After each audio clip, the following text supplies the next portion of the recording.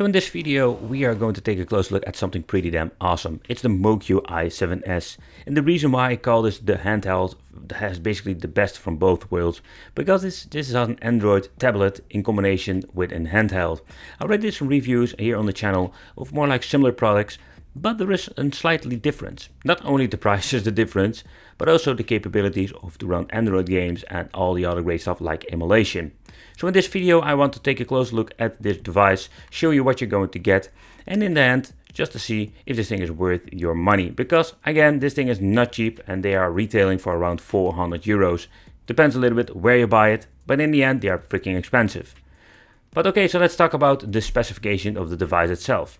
So the device has a CPU Snapdragon 710 octa-core, an OS that is an Android 8.1, RAM 6GB, storage 64GB. The storage can be upgraded with a 256GB CF card, 6-inch display that has a resolution of 1920 by 1080 or Full HD. So looking at the specifications, now in 2020 making this video, this is not the latest specification that you can get on the market. But when you're looking at the Chinese handheld, this is something very unique and you don't see this very often.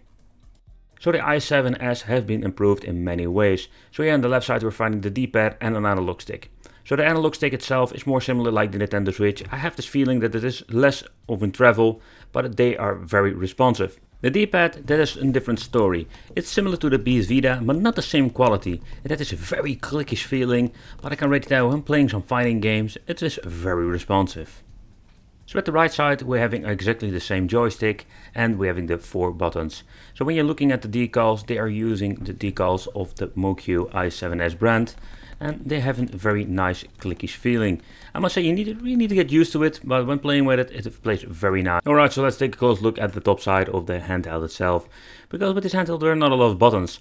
We're having the volume control and of course the on and off switch over here.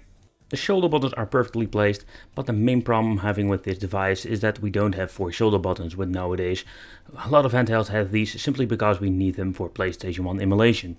But with the Moqi i7s we having now finally select and start. These are touch based, and when you touch it they will also activate the rumble function. At the back of the handheld we're finding 2 speakers, and I can tell you these are very tiny, but they sound amazing. One of the best stereo speakers I have heard in a handheld.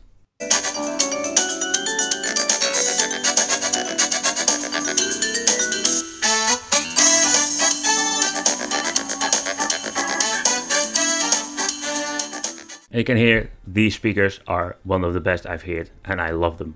But also we can find a very nice 60 megapixel camera at the back, so if you want to make a pretty picture you can do so with the i7s too.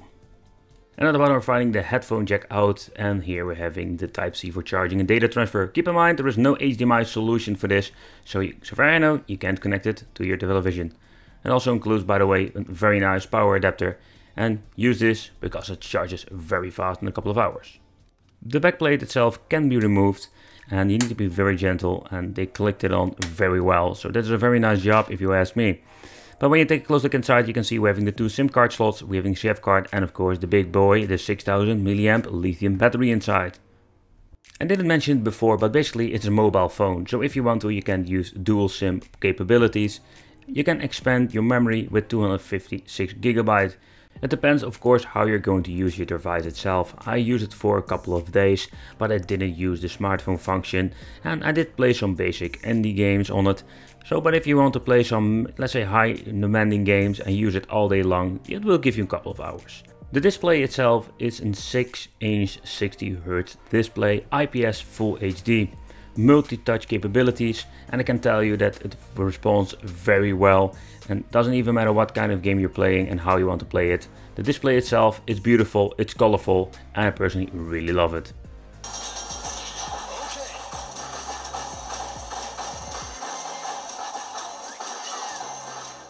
But with previous models we didn't have the option to add the Play Store, and finally Moqi i7s gives us the option to do so. And the fun thing is that we finally, with this powerful device, we can combine it with some awesome games.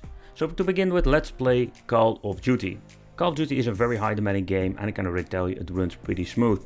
But also the Moqi has a piece of software built in, so basically what you can do, you can convert the touchscreen into the controls. So it's more like spoofing in combination with high settings. This is just a great gaming experience in my opinion, and it works basically with all the games. But what you can see over here, that it runs pretty smooth on the high settings.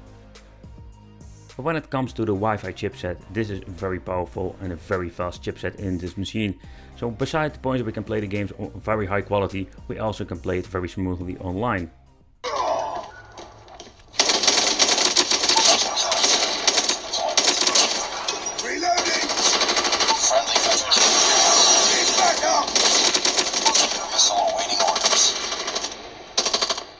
But there's a great thing with Android, we have a lot of emulators to play old school retro games. So in this video I just want to focus on the high end stuff and just take into consideration that all the 8-bit and 16-bit stuff will run fine on the device. But how is it with Dream, PSP, PlayStation 1 and Sega Saturn? Because these emulators are not running smoothly on normal devices like the Retro Pocket 2. And this device is way more powerful and of course way more expensive, but then it's the question, how are the performance? Dream is an emulator that is just great for Android, one of the best in my opinion. But when you're buying it, you will run the games on full HD and they look crisp and clear. And when you're playing it on the Moqi i7s, as you can see, it runs like a charm.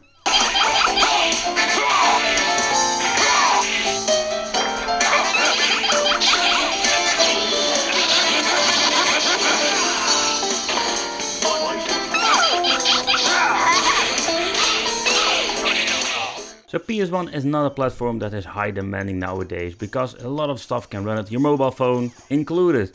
But with the Moqi i7s you can push it a little bit farther with the twice the resolution, and as you can see the game runs very smooth on high resolutions. That's something that a normal handheld can do.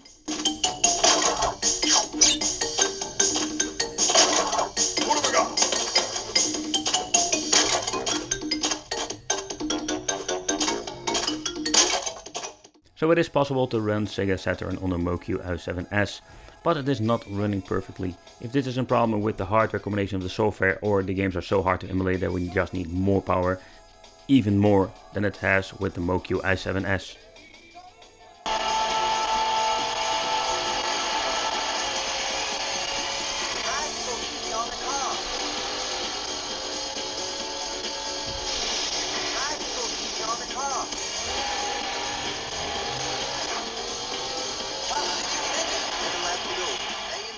So when you're looking at the Diddy Kong game and you play it on all these handhelds I've reviewed back in the day, it always has more like glitching or slowdowns, but with the Moqi i7s it runs pretty smooth.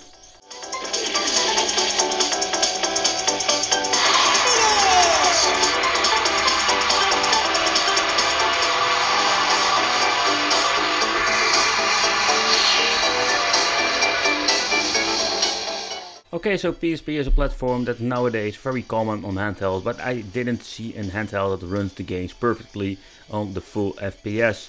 But with this device it will have no problem, and even when we want to play it on 2 times the resolution, it runs Tekken 6 pretty smooth.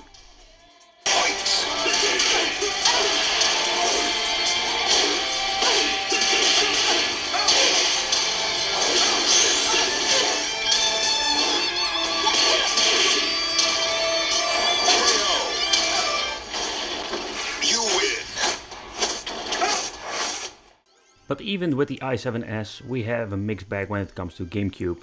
I did some messing around with it and I did notice that some of the games are running pretty smooth, like this one. But when you're looking at some intros, title screens, you name it, and not all the games are running perfectly. So take in consideration that if you want to run Dolphin, Wii games, PlayStation 2, it is so demanding that even the Moqi i7s has problems with this. So sadly there are some games playable, but it is not perfect.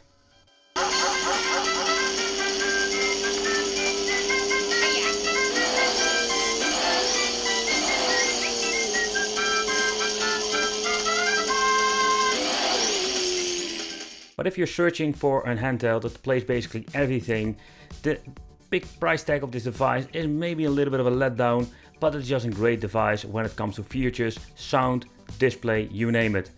Hey, but I just want to do a big fat shout out to my buddy Retro Dodo. Thanks to my fellow YouTuber and buddy, I could had this opportunity to making this awesome video for you guys, because this device was on my wish list for such a long time.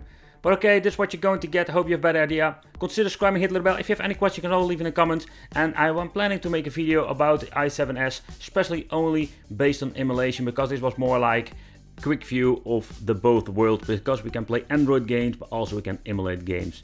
Consider subscribing, hit the little bell, become one of the Wicked family, and I will see you in the next video.